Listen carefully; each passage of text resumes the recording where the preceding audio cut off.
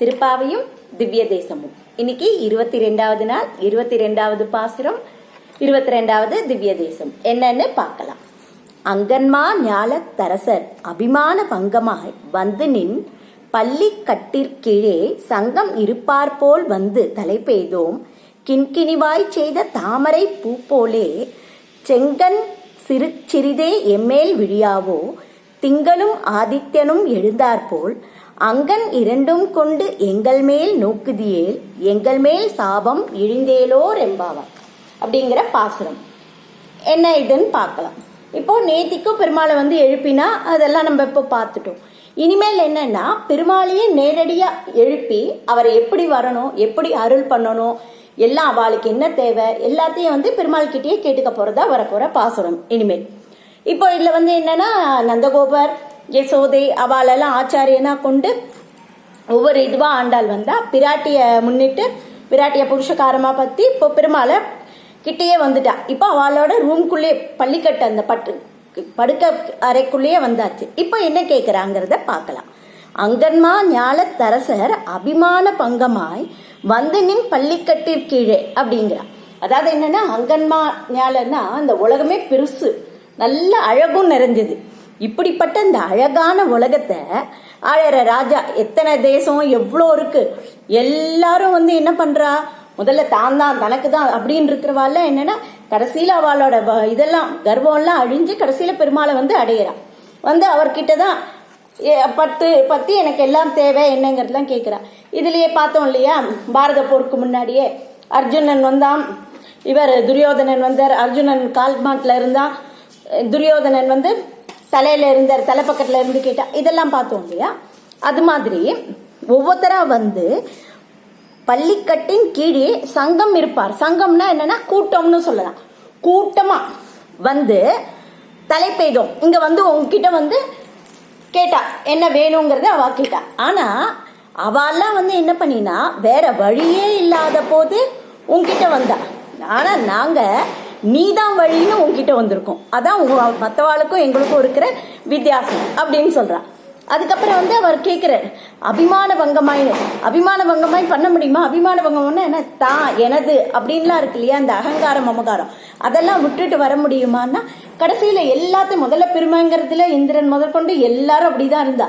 ஆனா கடைசியில அவளுக்கு காரியம் ஆகணுங்கிறச்ச வந்தா. ஆனா நாங்க எங்களுக்கு அதெல்லாம் கிடையவே கிடையாது, எல்லாமே நீதான் எங்களுக்கு, உன்னையே நாங்க வழியா பத்தி, ஏன்னா எங்களுக்கு அவளை மாதிரி பெரிய செல்வமோ இதுவோ எதுவுமே கிடையாது, உன்னை மட்டுமே நாங்க நம்பிட்டு இருந்தோம். அப்படி இருக்கும்போது வந்து என்னன்னா இவ்வளவு நாள் வந்து பார்த்தா எங்களுக்கு வந்து நீதான் வந்து நாங்களா வந்து உன்னை அடையக்கூடாது, ஏன்னா உன்னோட இது கடமை, நீதான் எங்களை அழைச்சிப்பேன்னு காத்துட்டு இருந்தோம். நம்ம ஸ்திரீ, நம்ம வந்து பெருமாளை வந்து நம்மளா வந்து அடையக்கூடாது, அவர் தான் புருஷன், அவரே வந்து நம்மள்கிட்ட வருவார்லாம் பார்த்தோம். அப்புறம் தான் எங்களோட அந்த இதெல்லாம் கர்வம்லாம், நம்ம ஸ்திரீத்துவம் அதெல்லாம் இல்லாம பெருமாள் மட்டும்தான் புருஷன், நம்ம எல்லாருமே ஸ்திரீ, நம்ம தான் போய் அடையணுங்கிற எண்ணம் வந்து உங்ககிட்ட நாங்க வந்துட்டோம் அப்படின்னு சொல்றா.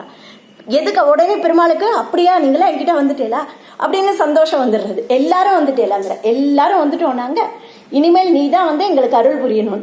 இதுக்கு முன்னாடி அவ ராஜாவெல்லாம் அத்தனை வரையில சொல்றா, இவாளை வந்து என்னன்னா ஈஸியா சொல்லிட்டா தலை பெய்தோம் நாங்க எங்க வந்துட்டோம்னு. ராஜாக்கெல்லாம் ஏன்னா அவளுக்கெல்லாம் இந்திரன் முதலிட்ட தேவர்கள் ராஜாக்கெல்லாம் அவ்வளவு கர்வம்லாம் இருந்தது, இவாளுக்கு எதுவுமே இல்லை, பெருமாளை அடையணுங்கிற நோக்கு மட்டும் இருக்குங்கிறத குறிப்பிடுறா. இதான் சரணாகதி, பெருமாளை மட்டுமே அடையணும்னு சொல்ற இது தன்னோட சேஷத்துவத்தை எல்லாத்தையும் வந்து தெரிவிக்கிற பாசுரமா வருது. அப்ப கேட்கிறா, பெருமாளுக்கு ரொம்ப சந்தோஷம், அவரை எதிர்த்துட்டு இருக்கிற வரைக்கும் தான் அவருக்கு இது, அவர்கிட்ட வந்துட்டோம்னா எப்படி நம்மளை காப்பாத்தலான்னு தான் அவர் வந்து பார்ப்பார், நம்மளை எப்படி அவர்கிட்ட சேர்த்துக்கலான்னு. அதனால நான் உங்களுக்கு என்ன பண்ணணும், நீங்களா என்கிட்ட வந்துட்டேங்கிறேன் இல்லையா, என்ன பண்ணணும் அப்படின்னு கேட்கிறார். அதுக்கு உடனே இவ வந்து சொல்றா, நீ வந்து உன்னோட பார்வையால எங்களை வந்து கடாட்சிக்கணும் அப்படிங்கிறா. எப்படி என்ன அப்படின்னு கேட்கும்போது என்னன்னா, எப்படி எங்களை கண் திறந்து பார்க்கணும், அதை எப்படி பார்க்கணும்னா கிண்கிணி வாய் செய்த தாமரை பூ போலே. இந்த கிண்கிணின்னு குழந்தைகளுக்கெல்லாம் நம்ம வந்து சலங்கெல்லாம் கட்டி விடுவோம் பார்த்தீங்களா, அதுக்குள்ள வந்து என்னன்னா உள்ளுக்குள்ள வந்து மணி இருக்கும். அது மணி எப்படின்னா அதோட வாய் வந்து முழுக்கவும் மூடி இருக்காது, முழுக்கவும் திறந்திருக்காது. முழுக்க திறந்திருந்தா அதுல இருக்கிற உள்ள இருந்த சலங்கெல்லாம் வெளில வந்து விழுந்துரும். முழுக்க மூடி இருந்தா அது உள்ள உருண்டு சத்தம் வராது, ஸோ கொஞ்சமா திறந்திருக்கும். அது மாதிரி கிண்கிணி வாய் செய்த தாமரை பூ போலே, அப்படியே எப்படி தாமரை பூ எப்படி இப்படி கொஞ்சமா மலர்ந்தா எப்படி இருக்கும், அது போல வந்து நீ என்ன பண்ணணும், உன்னோட கண்ணை வந்து கொஞ்சம் கொஞ்சமா செங்கன் சிரிச்சிருதே அப்படியே உன்னோட தாமரை போல கண் வந்து இவர் திருப்பானாழ்வார் சொல்லுவார் இல்லையா, கரியவாகி புடைவர் நீண்டவ பெரிய கண்கள், அவ்வளோ பெரிய கண்களா இருக்கிறத கொஞ்சம் கொஞ்சமா எங்களுக்காக நீ திறந்து எங்களை கடாட்சிக்கணும் அப்படின்னு சொல்றான். அதுவும் எப்படின்னா, திங்களும் ஆதித்யனும் எழுந்தார் போல். ஒரு கண்ணில் திங்கள் சூரியனும் இன்னொரு கண்ணில் சந்திரனும். ஏற்கனவே வந்து கதிர்மதியம் போல் முகத்தான்னு ஏற்கனவே பாசத்துல ஆண்டார் சொல்லியிருக்கா. ஏன்னா வந்து சூரியன் வந்து என்னன்னா பெருமாளோட அடியாருக்கு யாரு எதிரியா இருக்காளோ அவளோட இதெல்லாம் வந்து எரிக்கிறதுக்காக அந்த கோவத்தோட அந்த கண்ணும், அடியார்களா இருக்கிறவாளை குளிர்விக்கிறதுக்காக சந்திரன் போல இருக்கிற கண்ணுமா, ரெண்டையும் பார்க்கணும். அதுவும் ரெண்டும் எப்படின்னா ஒரே நேரத்துல. அப்படி இருந்தா எப்படி இருக்கும், ஒரு கண்ணில் சூரியன் ஒரு கண்ணில் சந்திரன், அந்த வெயிலும் இதுவாகவும் இந்த இடத்துல குளிர்ச்சியும் சேர்ந்து இருக்கணும். அது மாதிரி நீ வந்து எங்களுக்கு கண்ணை திறந்து கடாட்சிக்கணும் அப்படின்னு சொல்றா. இதுக்கு வந்து எப்படின்னா, இதுல சொல்லும் போதே வந்து எப்படின்னா, பகல்ல வந்து என்னன்னா சூரியன் பிரகாசம், ராத்திரியில சந்திரன். ஸோ ஒரே நேரத்துல ரெண்டு பிரகாசமும் சேர்ந்து எங்களுக்கு நீ அருள் புரியணும். அப்படி அருள் புரிஞ்சேன்னா ஆதித்யனும் எழுந்தார் போல் அங்கன் இரண்டும் கொண்டு எங்கள் மேல் நோக்குதியே. அப்படி நீ எங்களை பார்த்தேன்னா அப்ப என்ன ஆகும்னா, எங்கள் மேல் சாபம் இழிந்தேலோர் என்பாவர். அப்போ எங்களோட சாபம் எல்லாமே வந்து போயிடும். ஆண்டாளுக்கு என்ன இவாளுக்கு என்ன சாபம், ஒண்ணுமே கிடையாது, அவ பெருமாள் பெருமாள் இருக்கிறவா. அப்படின்னு பார்த்தா பெருமாளை இவ்வளவு நேரம் பிரிஞ்சிருக்கா இல்லையா, அதுதான் அவளோட சாபம். அதுவும் இல்லாம இந்த சம்சார மாயையில வந்து எங்களுக்கு போயிடணும் அப்படிங்கிறா. நம்மளை முன்னிட்டு ஆண்டாள் சொல்ற, ஆண்டாளுக்கு என்ன சம்சார மாயம், எல்லாத்துலயும் நாங்க இதுவாயிடணும். நீ ஒவ்வொருத்தருக்கும் எப்படி எல்லாம் வந்து உன்னோட சாபத்தை இது பண்ணிருக்க.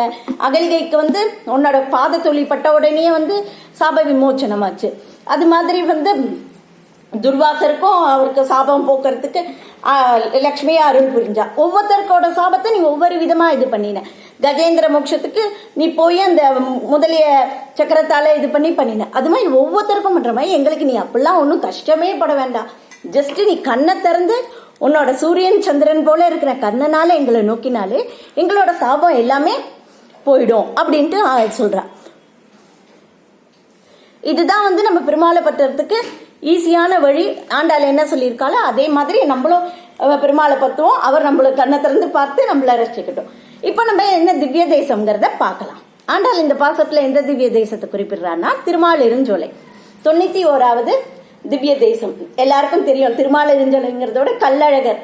கள்ளழகர்னாலே எல்லாருக்கும் தெரிஞ்சிடும், அவர் வைகை ஆத்துல இறங்குற நிகழ்ச்சி அது எவ்வளவு உலகம் ஃபுல்லா பிரசித்தம். அப்ப எவ்வளவு கூட்டம் யாருமே நம்ம இது பண்ண முடியாது, அந்த அளவு விசேஷமான கோவில். அது வந்து அழகர் மலைன்னு பேரு, திருமாலிருஞ்சோலை, அப்புறம் வந்து மாலிருங்குன்றம், ரிஷபாத்ரி எல்லாமே அந்த இடத்துக்கு பேர் இருக்கு. என்ன கதைங்கிறத நம்ம வந்து பார்க்கலாம். இப்ப இது என்னன்னா, இது வந்து சுதப ரிஷின்னு ஒரு முனிவர் இருந்தார்.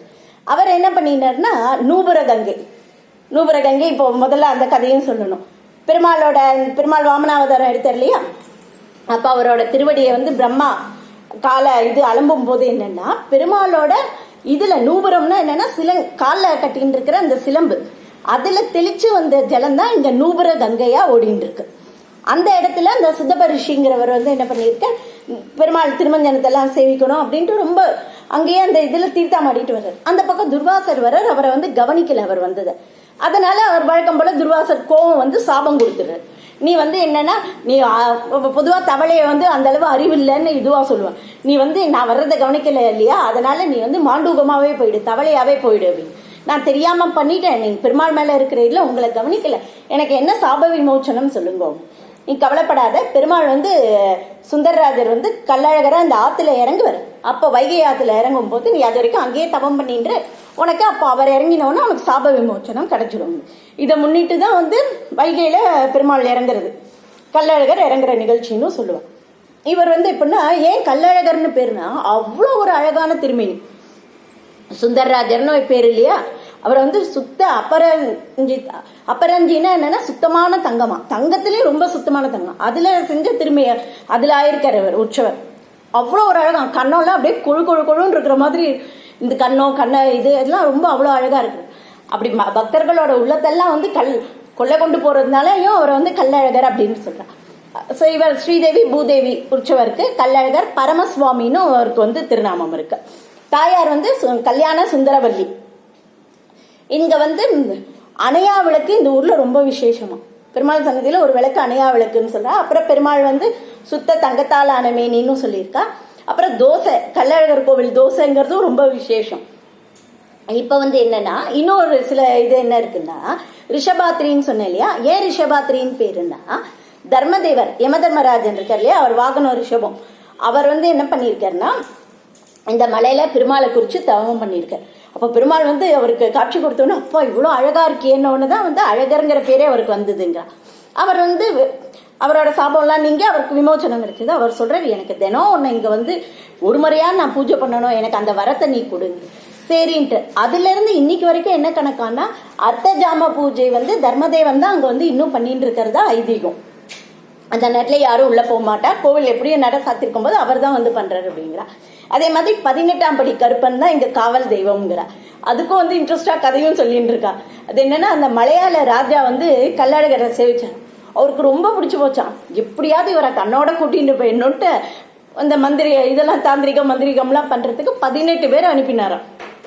அந்த 18 பேரும் அனுப்பின போது என்னன்னா, ஊர் மக்கள் எல்லாமும் எதிர்த்து இது பண்ணி அந்த 18 படியிலையும் அவளையே இது பண்ணிட்டாலாம், புதைச்சிட்டா அப்படிங்கிற மாதிரி சொல்றான். அதுக்கு தலைமையா வந்தவர் பார்த்தா, அவருக்கு பெருமாளை பார்த்தோன்னா ரொம்ப ஆசையா போயிட்டான்.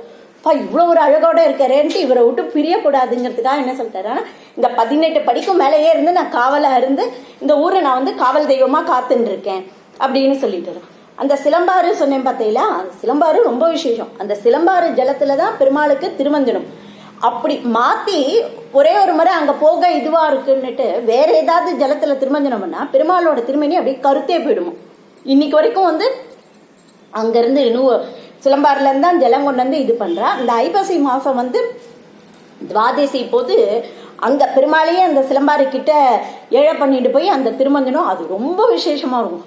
அப்படியே அவர் அந்த சிலம்பாறு அங்க அருவியாட்டம் இருக்கிற இடத்துல பெருமாளை வச்சு திருமஞ்சனம் பண்ணி அவர் மேல படுற இதெல்லாம் அப்படியே அர்ச்சகா எல்லார் மேலேயும் தெளிக்கும். ரொம்ப விசேஷம். கண்டிப்பா ஒரு முறையாவது நம்ம போய் அங்க சேவிச்சுட்டு வரணும். வைகை ஆத்துல இறங்குறதும் ரொம்ப பெரிய நிகழ்ச்சியா இருக்கு. ஆண்டாளோட பட்டு எல்லாத்தையும் எடுத்துட்டு இது பண்றாரு. அவர் எந்த கலர்ல பட்டு இது பண்றாலும் அதுக்கேற்ப அந்த வருஷத்தோட சுபிக்ஷம் இருக்குங்கிறா. அப்புறம் அந்த மதுரையை சுத்தி இருக்கிற ஊர்ல எல்லாம் வயல் நெல் அறுவடை எல்லாத்துக்கும் முன்னாடி கொண்டு பெருமாள் கிட்ட சமர்ப்பிச்சுட்டு தான் போனா அறுவடை நல்லா இருக்கும்ட்டு இது பண்ணிட்டு இருக்கா. வீடு, அப்புறம் வேலை வாய்ப்பு, திருமண தடை, குழந்தை பிறப்பு எல்லாத்துக்குமே இங்க கள்ளழகரை சேவிச்சுட்டு எல்லாரும் போறா. நம்மளும் கண்டிப்பா ஒரு முறை போய் கள்ளழகரை சேவிக்கலாம். நன்றி. நாளைக்கு என்னன்னு பார்க்கலாம்.